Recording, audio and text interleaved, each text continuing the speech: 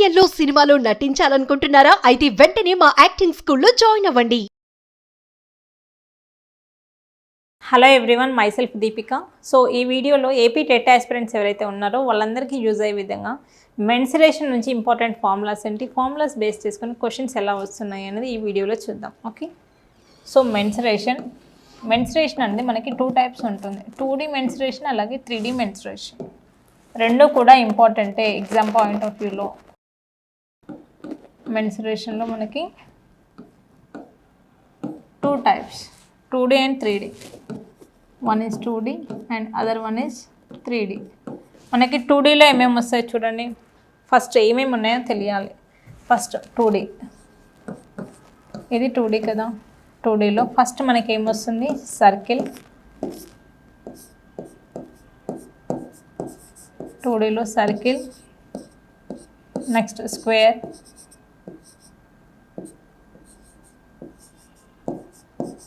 Next rectangle,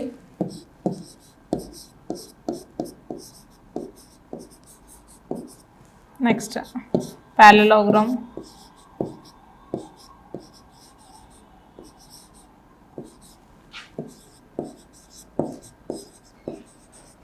next fifth one is rhombus,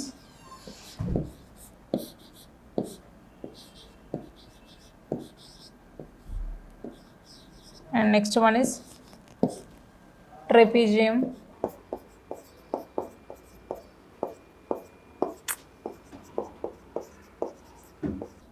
so మనకి mensuration 2Dలో ఈ టాపిక్స్ అనేవి కవర్ అవుతాయి. నెక్స్ట్ 3Dలో ఏమేమి టాపిక్స్ ఉంటాయి చూడండి. మెయిన్ మనకి ఎగ్జామ్ పాయింట్ ఆఫ్ వ్యూలో ఎక్కువ ఇంపార్టెంట్ మాత్రం చెప్తున్నాను. 3Dలో ఫస్ట్ మనకి క్యూబ్ గురించి అడుగుతాడు. Okay, next cuboid,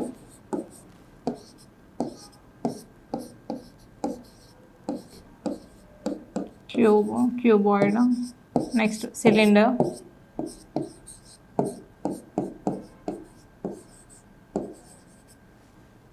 next fourth one is cone,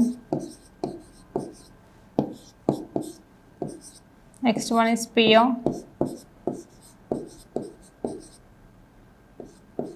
and last one is hemisphere.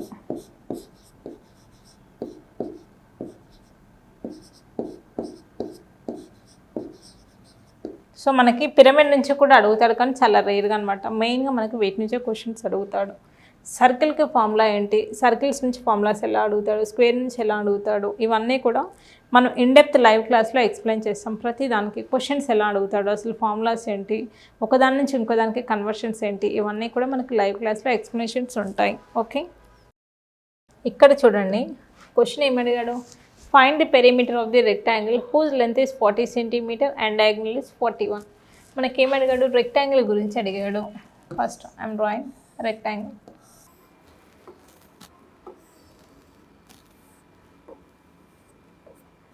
This is a rectangle. అవునా, రెక్టాంగిల్లో మనకి ఏమి ఇచ్చాడు, లెంత్ ఇచ్చాడు. What is the length, 40 centimetre. Next diagonal ఇచ్చాడు, బ్రెడ్త్ ఇవ్వలేదు. డయాగ్నల్ ఏంటి మనకి 41. So this is the diagonal, he given as 41. Okay, next ఏమి ఇచ్చాడు, ఏం అడుగుతున్నాడు క్వశ్చన్లో, పెరిమీటర్ ఆఫ్ ది రెక్టాంగిల్ ఎక్కువ హౌ మచ్ అడుగుతున్నాడు. అసలు ఫార్ములా ఏంటి, రెక్టాంగిల్ యొక్క పెరిమీటర్కి ఫార్ములాస్ తెలియాలి. 2 × L + B, 2 × L + B. Okay, first given data 2 × L + B. క్వశ్చన్ని చూసాము, మీనింగ్ అర్థం చేసుకున్నాము, ఫిగర్ డ్రా చేసాము, అంతా బాగానే ఉంది. లాస్ట్కి పెరిమీటర్ అడిగాడు, పెరిమీటర్ ఫార్ములా కూడా వేసాను. మరి ఇక్కడ నాకు ఇది ఫైండ్ అవుట్ చేయాలి అంటే లెంత్ వాల్యూ నాకు తెలుసు, బట్ బ్రెడ్త్ నాకు తెలియదు. ఎలా ఫైండ్ అవుట్ చేస్తాం చూడండి. 41 స్క్వేర్ మనకేంటిది, ఇది ఒక రైట్ యాంగిల్ ట్రయాంగిల్. అవునా,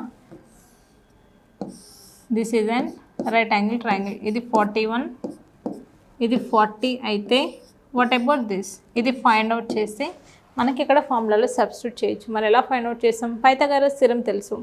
41 square equal to 40 square plus, ఇది సపోజ్ బ్రెడ్త్ అనుకుంటున్నాం కాబట్టి B స్క్వేర్.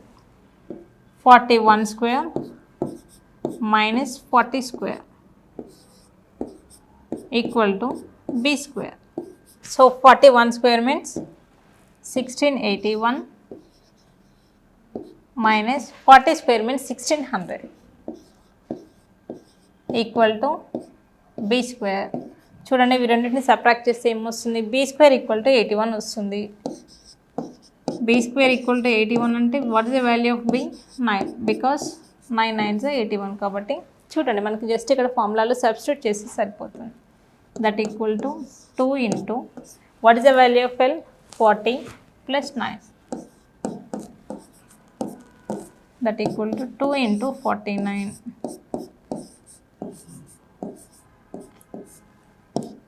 చూడండి what is the value?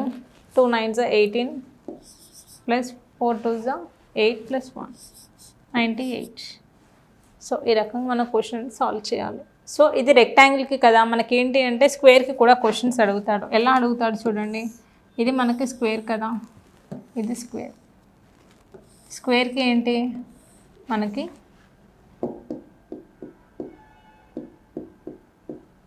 రెక్టాంగిల్కి diagonal ఇస్తే ఎలా చేయాలి క్వశ్చన్ మనకు ఒక ఐడియా ఉంది. స్క్వేర్కి డయాగ్నల్ ఇస్తే ఎలా చేయాలి చూడండి. స్క్వేర్కి డయాగ్నల్ ఇచ్చాడు, స్క్వేర్కి డయాగ్నల్ లెంత్ ఎంత? సపోజ్ 4 అని ఇచ్చాడు, అవునా? 4 సెంటీమీటర్స్ 4 మీటర్స్ ఏదో ఒకటి చదివి స్క్వేర్కి డయాగ్నల్ ఇచ్చాడు. మనకి ఏం అడుగుతున్నాడు క్వశ్చన్లో? Perimeter of the square equal to how much అని క్వశ్చన్ అడుగుతున్నాడు. మనకు జస్ట్ డేటాలో గివెన్ డేటాలో ఓన్లీ డయాగ్నల్ మాత్రమే ఇచ్చాడు. Perimeter equal to how much he's asking, area equal to how much he's asking. ఎలా ఫైండ్ అవుట్ చేస్తాము?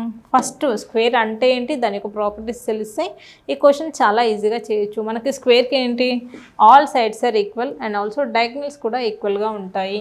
అంటే ఇది 4 అయితే ఇది కూడా 4 అవుతుంది, ఇది కూడా 4, ఇది కూడా 4. All sides and also diagonals are equal, అన్నీ 4 అవుతాయి అన్నమాట స్క్వేర్కి. సో పెరిమీటర్ ఫార్ములా ఏంటి? సమ్ ఆఫ్ ఆల్ సైడ్స్ కదా, అంటే 4 4s 16, 4 + 4 8, 8 + 4 4 టైమ్స్ ఉన్నాయి కాబట్టి 4 4s 16. పెరిమీటర్ ఏమవుతుంది? 16 అవుతుంది. ఒకవేళ ఏరియా అడిగితే ఎలా చేస్తాం? 4 × 4, ఇలా కూడా మనకి 16 వస్తుంది. ఇక్కడ ఫార్ములా ఏమవుతుంది ఏరియాకి? a² అవుతుంది. ఇక్కడ ఫార్ములా ఏంటి? 4a. ఓకే, సో ఈ రకంగా మనకు స్క్వేర్ ఇచ్చినా కూడా రెక్టాంగిల్ ఇచ్చినా కూడా అసలు ప్రాపర్టీస్ అనేది మనకు తెలియాలి. రెక్టాంగిల్కి ప్రాపర్టీస్ ఏంటి చూడండి, స్క్వేర్కి అయితే అన్ని సైడ్స్ ఈక్వల్, అలాగే డయాగ్నల్స్ కూడా ఈక్వల్. రెక్టాంగిల్ ప్రాపర్టీస్ ఏంటి? ఆపోజిట్ సైడ్స్ ఆర్ ఈక్వల్, అవునా? నెక్స్ట్ మనకి రాంబస్ చూడండి. What is the difference between square and rhombus? చాలామందికి తెలియదు. స్క్వేర్కి రాంబస్కి మధ్యలో డిఫరెన్స్ ఏంటి? స్క్వేర్కి ఏంటి అంటే మనకి ఆల్ సైడ్స్ అలాగే డయాగ్నల్స్ కూడా మనకి ఈక్వల్గా ఉంటాయి. రాంబస్కి ఏంటి? All sides are equal, that is sides మాత్రమే ఈక్వల్గా ఉంటాయి, డయాగ్నల్స్ అనేవి నాట్ ఈక్వల్గా ఉంటాయి. అందుకోసం మనం ఏం ఫార్ములా రాస్తాం డయాగ్నల్కి? ½ × d1 d2 అని రాస్తాం. Diagonal area of the rhombus formula ఏంటి? ½ × d1 d2. డయాగ్నల్స్ డిఫరెంట్గా ఉండడం వల్లే కదా మనం d1 d2 అని రాస్తున్నాము, అది గుర్తుపెట్టుకోండి. ఓకే, సో ఈ రకంగా మనకు మెన్సురేషన్ 2D 3D బాగా ప్రిపేర్ అయ్యారు అంటే పక్కా 2 to 3 క్వశ్చన్స్ అనేవి వస్తాయి. పేపర్ 1 అయినా సరే 2 అయినా సరే. చాలా ఇంపార్టెంట్ చాప్టర్ ఏది అంటే మెన్సురేషన్ చాప్టర్ అనేది చాలా ఇంపార్టెంట్. ఓకే, సో ఇలా ఇన్ డీటెయిల్గా ఎవరికైతే నేర్చుకోవాలి అనుకుంటున్నారో వాళ్ళందరూ కూడా ఆన్లైన్ క్లాసెస్ అనేవి ఆల్రెడీ 15 days అవుతుంది స్టార్ట్ అయ్యి. సో మనకి రికార్డింగ్స్ కూడా ఉన్నాయి మిస్ అయిన వాళ్ళకి.